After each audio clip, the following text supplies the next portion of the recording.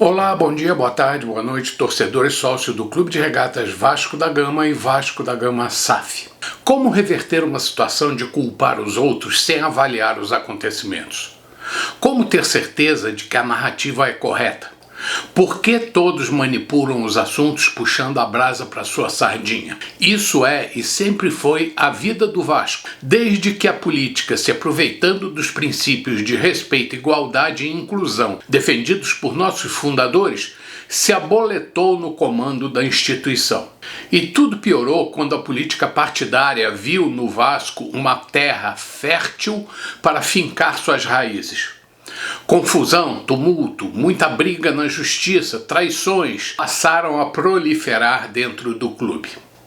Tenho 73 anos e me associei ao Vasco quando tinha 14 anos, quando meus avós portugueses me deram um título de sócio patrimonial, matrícula 27302, adquirido no dia 31 de março de 1965. Posteriormente, no dia 8 de abril de 2009, adquiri o título de sócio geral número 8991-05, de 8 de abril de 2009, também com direito a voto. Num determinado momento, perdi meu título de sócio patrimonial por motivos que prefiro não discutir aqui, por envolver a manipulação do cadastro de sócios do Vasco. Dizem as más ou boas línguas que meus dados, que eram mantidos em fichas, em arquivos tradicionais, pois nem se sonhava com computadores naquela época, foram incinerados. Não havia interesse que eu, adquirindo maioridade, me habilitasse a votar nas eleições do clube. Não havia o desejo de aumentar a quantidade de sócios votantes do clube, pois isso dificultaria a manipulação deles por grupos que disputavam as posições de mando no Vasco. A realidade de hoje é que ainda há os sócios estatutários votantes vinculados ao clube associativo, onde me incluo, mas há também os sócios torcedores, que são vinculados à empresa Vasco SAF sem direito a voto no clube. E existe também um grande número de torcedores, a maioria por sinal, sem vínculo a nenhuma dessas instituições. Não possuem relação com o clube associativo nem com a Vasco SAF, são simplesmente torcedores.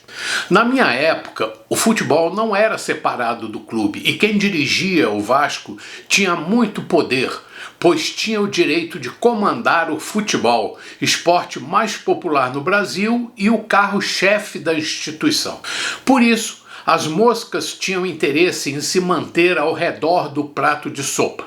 Por isso, constantemente surgiam pessoas que buscavam prestígio às custas da grandeza do Vasco, com intenção de ganhar projeção em vários segmentos da sociedade, principalmente no segmento político.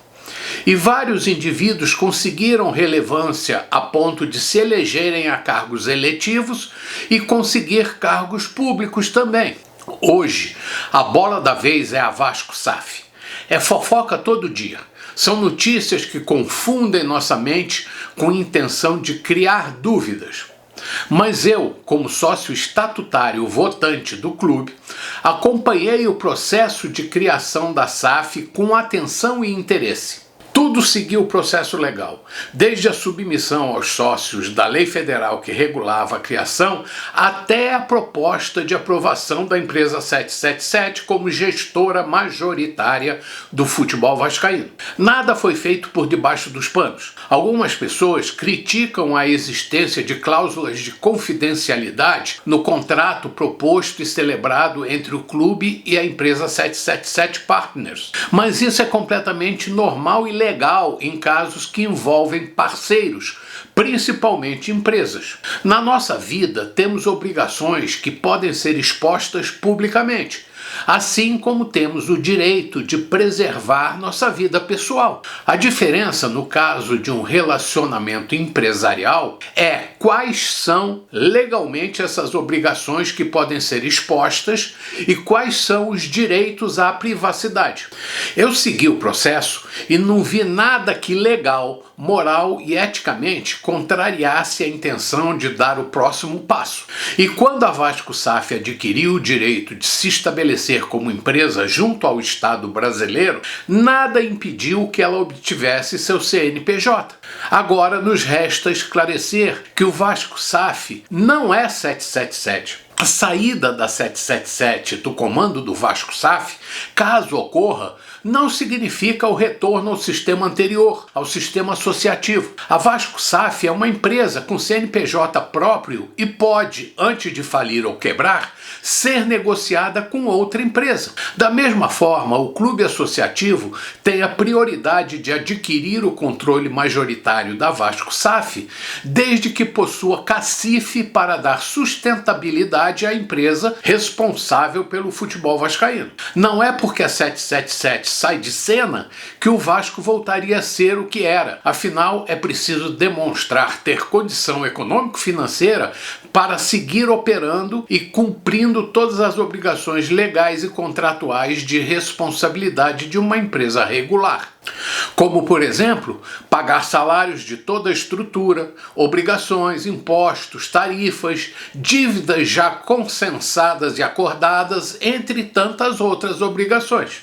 Voltar ao sistema associativo seria uma passagem de ida e provavelmente sem volta para uma situação que já provou não funcionar, porque não responsabiliza o dirigente pelos maus atos cometidos. Não conheço nenhum dirigente de nenhum clube que tenha sido responsabilizado criminalmente por uma má administração. Só quando são pegos por descuido, com a boca na botija, podem sofrer algum constrangimento.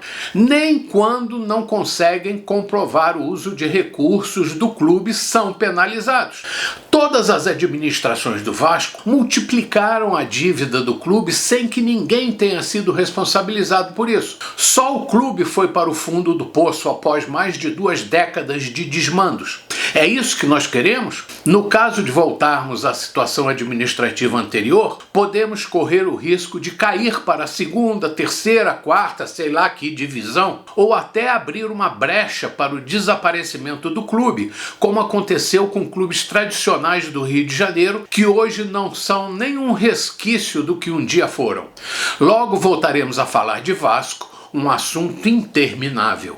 Mas, por enquanto, esse era o recado que queria passar. Por isso, bom dia, boa tarde, boa noite, torcedor e sócio do Clube de Regatas Vasco da Gama e Vasco da Gama SAF. Saudações vascaínas. Até breve.